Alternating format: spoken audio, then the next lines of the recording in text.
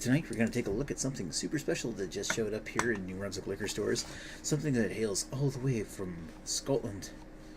And of course, we've probably all, for craft beer fans, we've probably all heard of these guys before, but this is Innis Gunn's Fired Oak Scotch Ale. A rich golden beer with an intense oak flavor at its heart. Come on, camera, you can focus on that. There you go. Carefully matured for 70 days prior to release. It's actually, like, compared to a lot of the releases that Innis Gunn have put out lately, 70 days is a lot. So yeah, this is a limited edition. I think this sucker cost me something like $7 to buy. So for a 355 milliliter bottle, that's a lot. But you know, you got to give kudos for the presentation Innis Gunn puts them in, and just like a good bottle of Scotch whiskey or something, they actually package it in this nice box. And they've released them in like this Malt Whiskey Trail and Barrel Masters Reserve. They were all released in a cardboard box like this. A couple of beers that I actually didn't get a chance to review on this channel, but I did have off camera, so whatever. So yeah, look at that. Got a nice white label. White label in the back. 7% ABV. This is a rich golden beer with intense oak flavor. Yeah, we said that already.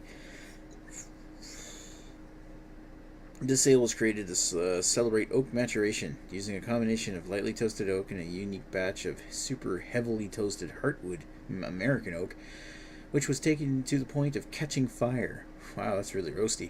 Drawing on the flavors and aromas of this intense charring process, the beer is packed with notes of coffee, spices, vanilla, caramel, and toasted wood. I would hope so. Roasted wood. Yeah, I would hope so. Cap on that is your average Innis Gunn cap. Yeah. Let's give this a pour. Of course, I got the Innis Gunn glass handy just for the occasion.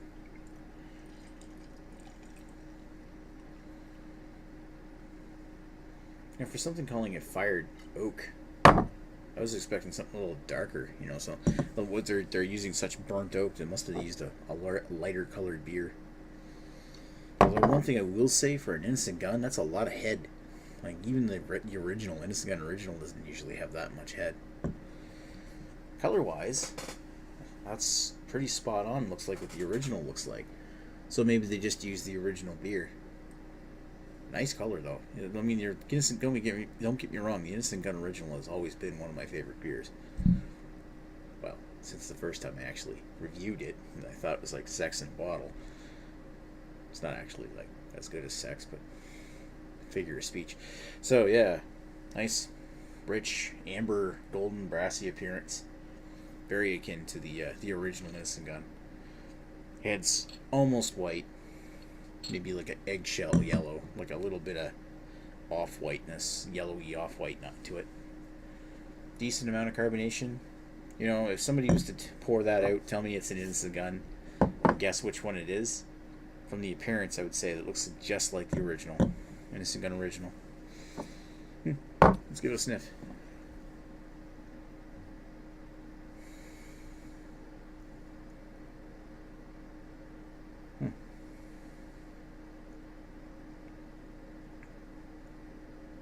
Not much.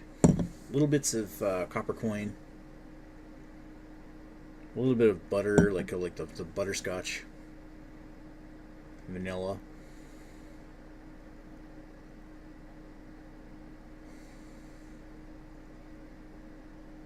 Yeah. A hint of caramel. There's really not much to the aroma, which is kind of disappointing considering I think even the original has a bit more. Smell the bottle.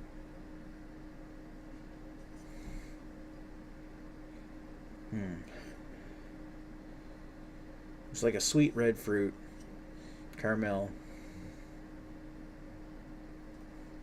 vanilla, and a butterscotch. Smells pretty much just like an original does. I don't know, but the original is a good beer. Scotch ale. Now, what did they say they used for lightly toasted oak, the unique batch of super heavily toasted hardwood? I suppose the oak that they used in this doesn't. They didn't mention if it was pre-used for anything. The oak that's in this beer could be just virgin. Does the box say anything?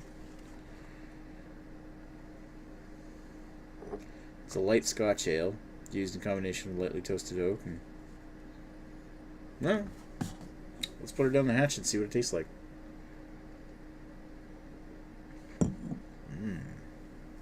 Okay, that's where the action is.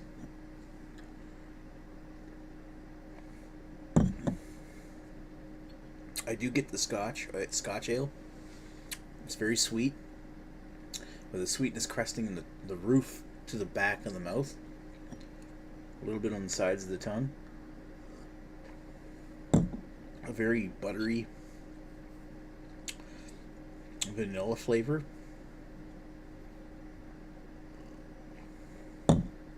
Hints of red fruit.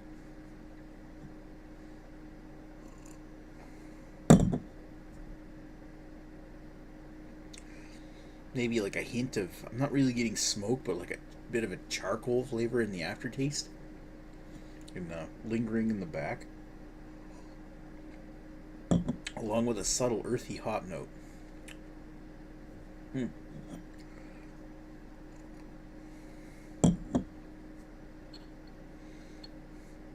It's almost like a deeper, richer version of the original, with maybe a little less vanilla.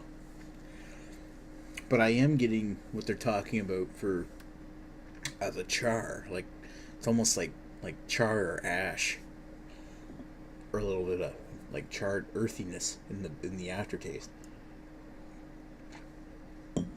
lingering in the finish.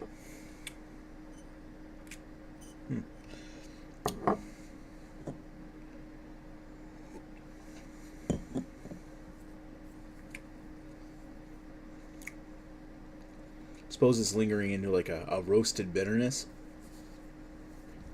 I know it's the char that's doing it. I know the bottle mentioned something about coffee, and I kind of do get like maybe a little bit of like a roast coffee kind of taste in the back, but I think that's just the char that's doing that. That's not bad. Again, it's not my favorite Innis Gunn, and compared to some of the other releases that they've had in previous years, it's not as quite as good as like Irish Whiskey Cask was, or the Canadian Cherrywood releases, or but it's a decent beer. The biggest thing for me is that while I'm enjoying drinking this beer, I'm thrown for a little bit of a loop, deciding whether I would think that this bottle was worth paying $6 for. And that's kind of where I think where it loses a little bit for me, because it's good. It's nice to try a special release like this, but as far as special releases go, it's a little lackluster, and also it's a diminishing return, I guess. It's just almost like it's not worth the extra money. It used to be that the special releases in boxes like this were $5, and this one's even more expensive now. And it's probably got something to do with the Canadian dollar right now, but I don't know. It's good if you want to try it. I'm still going to give this a 3.75 out of 5. I really enjoy it. But I just think, like, for the price that you're going to get for some of the other Innis Gunn beers that are out there, yeah. Your mileage may vary. If the money's not the issue, go ahead and pick it up. If you're wondering, is it that much better than regular Innis Gunn? Meh, it's just something subtly different, but not drastically different. Anyway, thanks for watching Maxwell Starr's beer review of Fired Oak Scotch Ale. Good, try it if you want to. It's okay. Talk to you folks later. Cheers.